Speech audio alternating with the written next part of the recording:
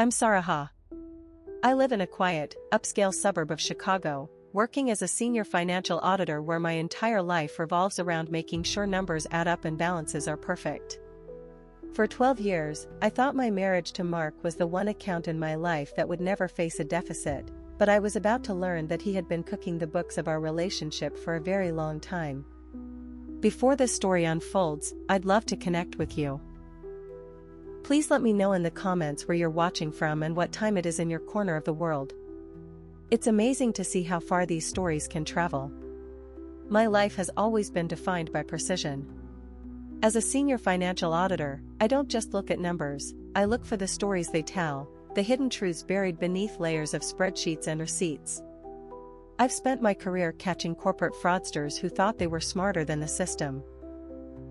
People often tell me I have a sixth sense for when something is off, a cold prickle at the back of my neck when a decimal point is out of place or a signature looks just a little too practiced. I never imagined that the person I shared a bed with would be the one to finally trip my internal alarm. Mark and I had what everyone called a power marriage. He was a charismatic project manager at a top-tier construction firm, and I was the steady hand managing our investments. We had the house with the wraparound porch, the annual trips to the Amalfi Coast, and a joint savings account that I took pride in watching grow. We were a team, or so I told myself every morning as I brewed his favorite light roast coffee and kissed him goodbye. Mark was the kind of man who could walk into a room and make everyone feel like they were his best friend. He had a way with words that I, a woman of data and logic, always admired. But looking back, I realized that his greatest project wasn't a skyscraper or a bridge, it was the elaborate facade of our life. Our routine was comfortable, perhaps even enviable. We would meet for dinner at 7 p.m. sharp, discuss our days over a glass of vintage red, and plan our future. Mark would talk about retiring early, maybe buying a vineyard in Oregon. He'd hold my hand across the table, his thumb tracing circles on my palm, and I felt secure. I felt loved. There was no reason to doubt him. He was meticulous with his schedule, always checking in when he was staying late at the office, always bringing home flowers on a Tuesday just because. It was the perfect ledger, a life where every debit of stress was balanced by a credit of affection. But in my line of work, I know that when a balance sheet looks too perfect, it's usually because someone is hiding the debt. The first crack didn't appear in a dramatic confrontation or a late-night phone call from a stranger. It appeared in the one place Mark couldn't charm, a bank statement. It was a Tuesday evening, much like any other. Mark was at a late-night strategy session for his latest downtown development project. I was sitting at my mahogany desk, the glow of my dual monitors illuminating the room as I did our monthly personal audit. I enjoyed this, it was my way of meditation. I opened our high-yield savings account, expecting to see the comfortable six-figure sum we'd been building for our Oregon dream. My heart skipped a beat. The balance was lower, significantly lower. I blinked, thinking perhaps the page hadn't refreshed correctly. I hit F5. The number remained the same. $45,000 was missing. It hadn't disappeared in one large chunk, which would have triggered a fraud alert from the bank. Instead, it had been bled out over the last 6 months in increments of $2,000 and $3,000.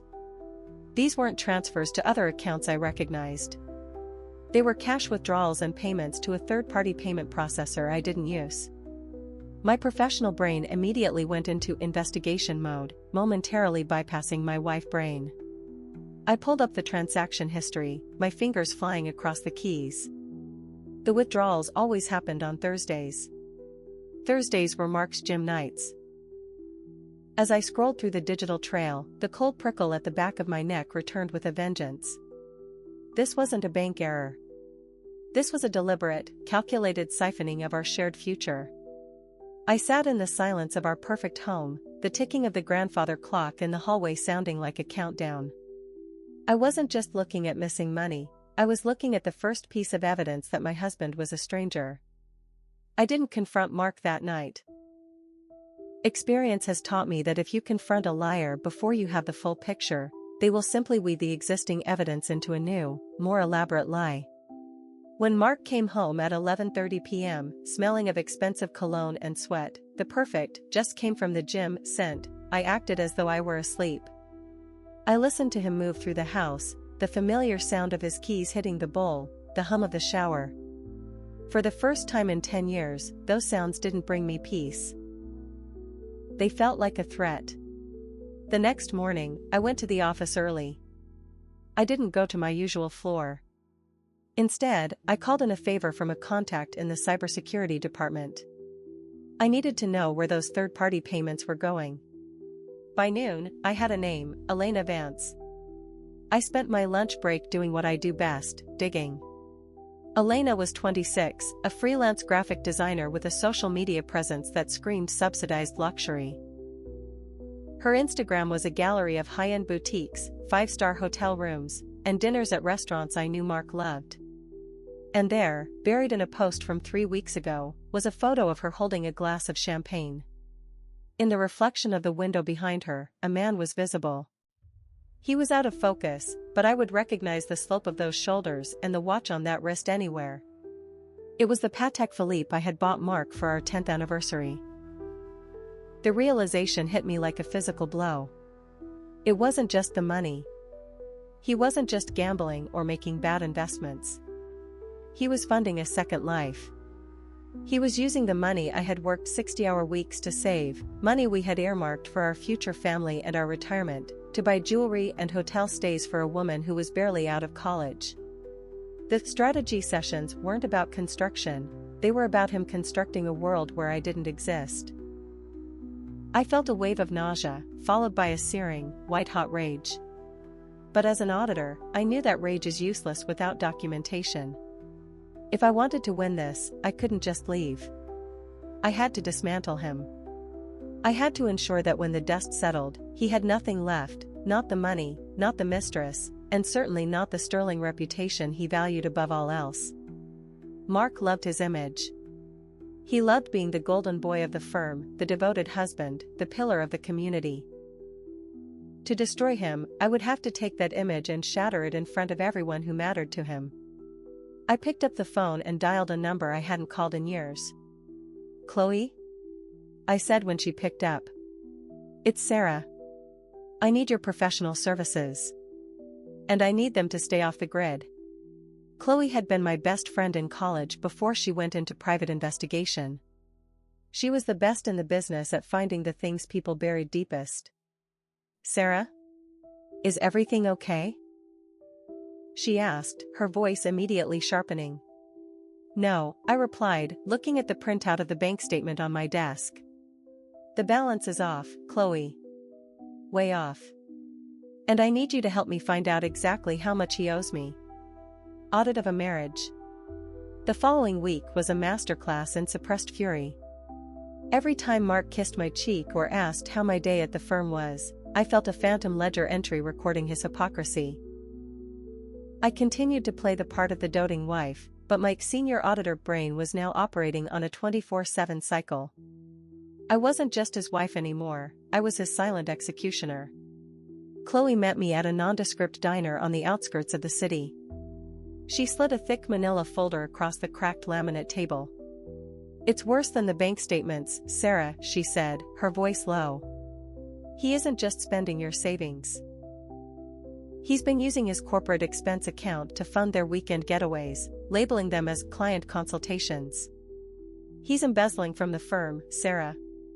Not much, just enough to keep Elena in Louboutins without raising eyebrows at the accounting department." I opened the folder. Inside were photographs. Mark and Elena at a boutique hotel in Galena. Mark handing a jewelry bag to her outside a Cartier store. But the smoking gun was a copy of a lease agreement. Mark had co-signed an apartment for her in the city. He was paying the rent using a shell company he'd set up 2 years ago. "He's been planning this for a long time," I whispered, my eyes tracing the forged signatures. "He's sloppy, though," Chloe added. "He thinks he's the smartest guy in the room because he's charismatic. He forgets that people like you, and me, actually look at the fine print." I realized then that this wasn't just a cheating story. This was a fraud case. Mark wasn't just betraying our marriage, he was committing professional suicide. In his mind, he was a genius who had found a way to have it all. In reality, he was a man who had left a digital trail a mile wide for anyone with the right clearance to follow. My mind began to pivot. If I just divorced him, he'd fight me for the assets. He'd lie, charm the judge, and probably walk away with half of what I had earned. But if he was a disgraced felon? That changed the calculus entirely. The paper trail. For Chapter 4, the focus shifted from discovery to documentation. I spent my nights while Mark slept, or texted her from the bathroom, mirroring his phone and accessing his work cloud. Being a senior auditor has its perks. I knew exactly where the bodies were buried in a corporate structure. I found the falsified invoices. I found the consultancy fees paid to Elena's design firm, which was really just a front for him to transfer her cash for her personal lifestyle. Every time I found a new discrepancy, I felt a strange sense of calm. The heartbreak was being replaced by a cold, analytical precision. I was building a cage, and Mark was happily walking into it, whistling a tune. I began to compile a master file. It wasn't just for a divorce lawyer. It was for Robert, Mark's CEO. Robert was an old-school man who valued integrity and family values above all else. He treated Mark like a son, which was exactly why Mark's betrayal of the company's trust would be his undoing. I documented every cent $12,400 for a client dinner that was actually Elena's birthday party. $8,000 for travel expenses to a construction site that didn't exist. By the time I was finished, the total theft from the firm and our savings topped $180,000. I remember one night, Mark came into the home office while I was working on the file, hidden behind a dummy spreadsheet for a fictional client. "You work too hard, honey," he said, leaning down to massage my shoulders. His hands felt like ice. "Why don't we take a long weekend? Just the two of us. Maybe a trip to the city?" "That sounds lovely, Mark," I said, my voice steady. "I think a trip to the city is exactly what we need."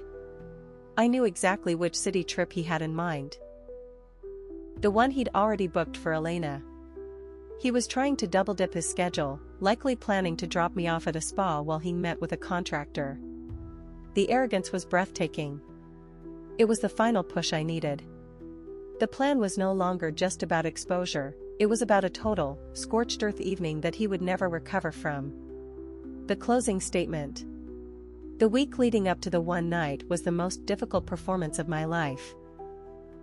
I had to be the supportive wife, the quiet auditor, and the oblivious victim, all while my soul felt like it was being hollowed out by the sheer weight of his deception. Mark was getting bolder. He began taking business calls in front of me, speaking in a hushed, melodic tone that he used to reserve only for our anniversaries. I spent my lunch hours at the firm in a secure, soundproof room, finalizing the revenge ledger. This wasn't just a collection of grievances. It was a forensic masterpiece. I organized the evidence into 3 distinct categories. The marital fraud, detailed logs of our drained savings account, cross-referenced with Elena's social media posts and credit card swipes. The corporate embezzlement, a chronological list of every falsified expense report Mark had submitted to his firm over the last 18 months.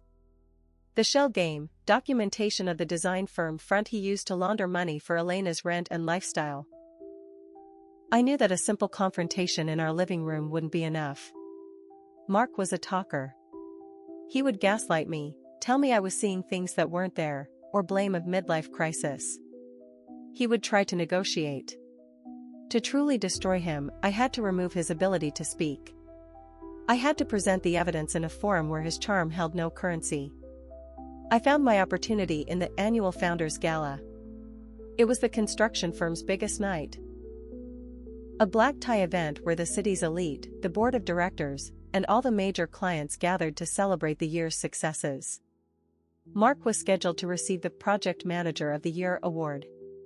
He was so proud, preening in front of the mirror as he fitted his cufflinks. "Tonight is the night everything changes, Sarah," he said, catching my eye in the reflection. He thought he was talking about his promotion to junior partner. He had no idea how right he was. I had spent $2,000 of my own separate emergency fund on a dress that screamed power, a floor-length, emerald silk gown that made me look like a woman who had never known a moment of doubt. While Mark was downstairs pouring a pre-gala scotch, I made one final phone call. "Chloe, are the thumb drives ready?" 75 of them, she replied. One for every table at the gala, plus a special delivery for Robert's personal assistant. The QR codes on the menus are already redirected to the archive I built.